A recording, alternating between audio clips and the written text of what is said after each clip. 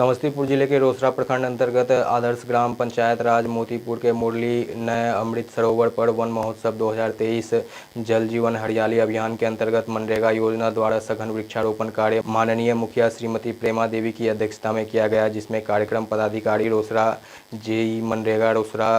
रोजगार सेवक मोतीपुर, समाज सेवी रंजीत सहनी एवं सैकड़ों की संख्या में गणमान्य नागरिक उपस्थित थे। आपको बता दें कि सरकार की जो भी योजनाएं आती है उस योजनाओं को हर संभव मोतीपुर पंचायत में लागू होती है और यही सब देखकर मोतीपुर पंचायत को और खासकर मुखिया प्रेमा देवी कई बार राष्ट्रीय पुरस्कार से सम्मानित हो चुकी है। पुरस्कार दिलाने में मधुरभाषी लोकप्रिय समाज सेवी व मुखिया प्रतिनिधि रंजीत कुमार साहनी का पूरा सहयोग रहता है। वहीं अगर आपको पंचायत अंतर्गत कोई भी विकास कार्य देखना है तो एक बार मोतीपुर पंचायत अवश्य आवें।